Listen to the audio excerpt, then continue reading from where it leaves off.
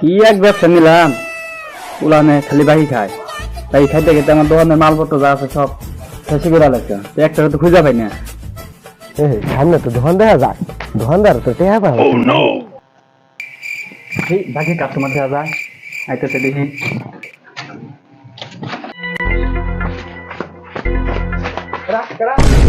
তুমি জানতে ধরা খাইছ, যত যাই ছাতির নিচে। টাকা বাবা, টাকা লিবা, গায়ে হাত দিলে কিন্তু বাকি টাকা আর পাবা না। গায়ে হাত দিব না মানে তোর আজকে বেন্ডালাম।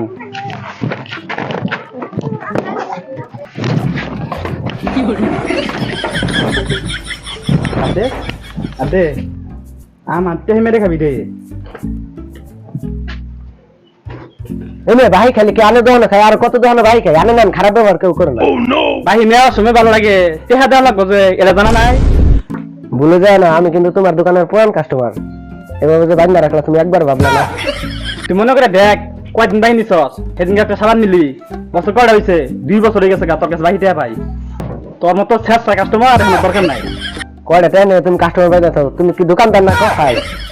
এই চুপ থাক, বাহি টেহা দেওয়া পাস না, বড় বড় কথা কস। কারণ তোরে সাইজ করতেছি। হ্যালো, এই তাড়াতাড়ি দোকান আইছে, এটা ভাই কি কাস্টমার দোষী? কি হয়েছে ভাই, এনে কি হয়েছে? এই বাকি কাস্টমার দোষী, 2 বছর আগে টেয়া ভাই টেয়া দেয় না। আমি মালান রাখতেছি দোকানের, তুই সাইজ কর। বালা বেলা কইতেছে আমার রাতের বান খুলে দে। তোর হাতের বান খুলে দিবার ভাই, তোর বাড়িতে ফোন দে তোর বউয়ের ক আমার ইমো নাম্বার একটা মিস কল দিতে। এই আমার বউ তোর মতন ফোন দেবো কে? আরে বলেছে আমার বিকাশ নাম্বারে টাকা পাঠাবার, তাইলে তোর বান খুলে দিমু। বুঝিস কিন্তু চুক্কাম কিন্তু বাজার একবার বেসন যা। আরে আমি তোর মতো বলত নাকি সুকাম বাজার বেচবা নিয়ে যাবো? আমি সুকাম দিয়া আচার বানায়া আমার দোকানে মেলা দিন বেচছি।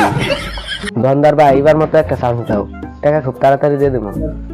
বুঝিস কিন্তু এবার ছেড়া দিতেছি, এরপর এবার যদি ধরা হয় পরে কিন্তু টাকা ছাড়া ছাড় পাবি না।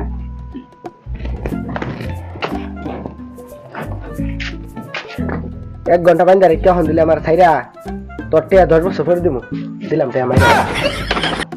এই শালাই তো আমার ধোকা দিয়ে গেল, আগে জানলে ছাড়তাম না। পর্বরে ফোন দিবার গেলাম, ফোনটা দিল না, ফোন দিলে তো ইমো নাম্বার দেখাইতাম। ভুল চাই এই বাকি ব্যবসা আর করতাম না।